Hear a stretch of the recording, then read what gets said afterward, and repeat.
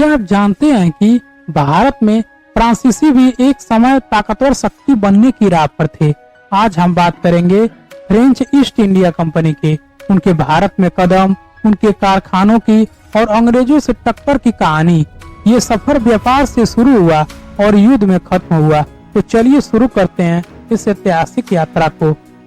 बात शुरू होती है 1664 से, जब फ्रांस में कोलबर्ट नाम के एक बड़े अधिकारी ने राज्य के संरक्षण में फ्रेंच ईस्ट इंडिया कंपनी की स्थापना की।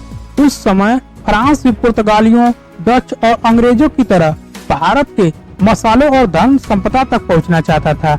ये कंपनी सिर्फ व्यापार के लिए नहीं, बल्कि फ्रांस की ताकत बढ़ाने के लिए बनाई गई थी।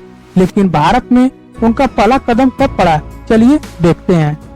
1668 में फ्रेंकोइस कैरन नाम के एक फ्रांसीसी ने सूरत में पहला कारखाना शुरू किया।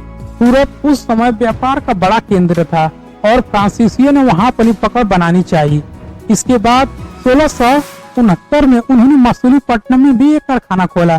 दोस्तों, ये वो शुरुआती कदम थे जिनसे फ्रांसीसियों ने भारत में अपनी मौजूदगी दर्ज की। लेकिन उनकी असली ताकत बाद में उभरी। क्या आपको पता है कि उनका सुनहरा दौर कब आया? फ्रांसीसी शक्ति का असली उभार हुआ 1720 से 1742 के बीच, जब लेनोईर और डुमास उनके गवर्नर बने। इस दौरान उन्होंने कई इलाकों पर कब्जा किया।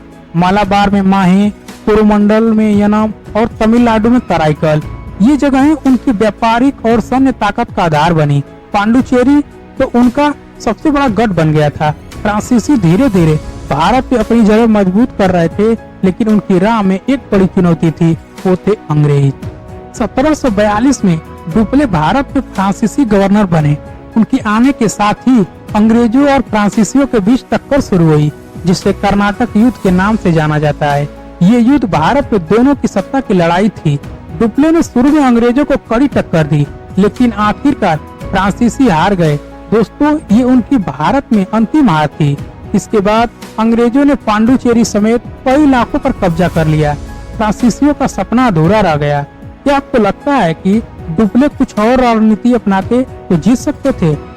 तो दोस्तों, ये थी फ्रांसीसियों के भारत में आगमन की कहानी।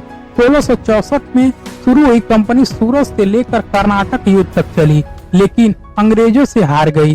आपको कौन सी बात सबसे रोचक लगी? उनके कारखाने, उनका उदय या उनकी हार? कमेंट में जरूर बताएं। और हाँ, ऐसे ही इतिहास के मजेदार किस्सों के लिए चैनल को सब्सक्राइब करें और बेल आइकन दबाएं।